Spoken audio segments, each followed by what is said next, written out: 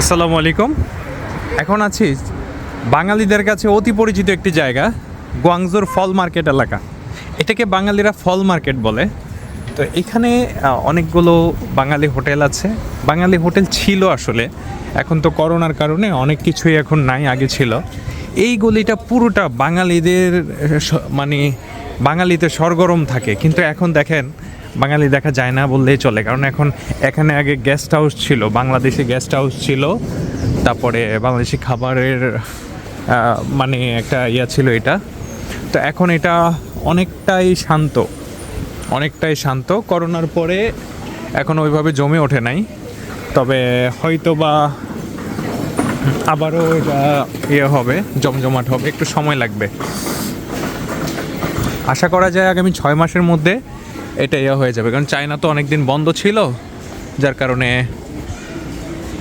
আপনার এই জায়গাটায় ওইভাবে মানুষজন আসতে পারতো না। মাত্র চাইনিজ ভিসা আসলে ওরা দেওয়াই শুরু করছে কিছুদিন হইল। এখানে আসতাম আগে, ফল মার্কেট অনেক আগে আসছিলাম, 5 বছর আগে মনে পড়ে। তো আমি আগে যেখানে যেখানে গেছি ওই জায়গাগুলো আসলে দেখতে আসছি আজকে। মানে এটা আমার একটা অভ্যেস, যদি কোনো জায়গায় যাই, সেখানে কোনো জায়গায় অনেক সময় কাটাই, এগুলো আমার মানে আবার স্মৃতিচারণের জন্য যাওয়া আর কি।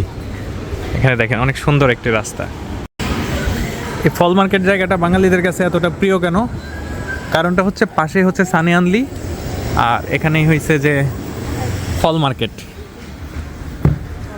বেশি দূরে না, যার কারণে এখানে মানুষ বাঙালিদের জন্য যাতায়াতের সুবিধা হয়, যার কারণে এখানে আপনার এই জায়গাটা মোটামুটি মানুষের কাছে অনেকটা পপুলার। এখানে মানে সব ধরনের দোকানপাট আছে, তো কাপড়ের দোকান, ফলের দোকান, তারপরে আপনার খাবারের দোকান, তারপরে সেলুন আছে, চুল কাটার, সিমের দোকান আছে।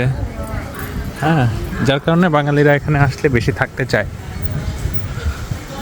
আমার জন্য তো আবার আমার ফাঙিও অপেক্ষা করতেছে, আমার দোস্ত। মানে হচ্ছে এখানে একটা পাঠাও ড্রাইভারের মতো পাইছি আর কি, ও হয়েছে আমার জন্য ওয়েট করতেছে। ওরে নিয়ে আমি বিভিন্ন জায়গায় যাইতেছি, ঘুরতেছি। চুল কাটতে আসছি চায়নার একটু সেলুনে, চুল কাটা শেষ, সেখানে চুল কাটছি, এখন অনেকটাই ফ্রেশ। এখন হচ্ছে আবার সিংসাদ তাসাতু মার্কেটে যাব, আমার জন্য ফাঙিও অপেক্ষা করতেছে, যায় দেখি ওই কি করতেছে।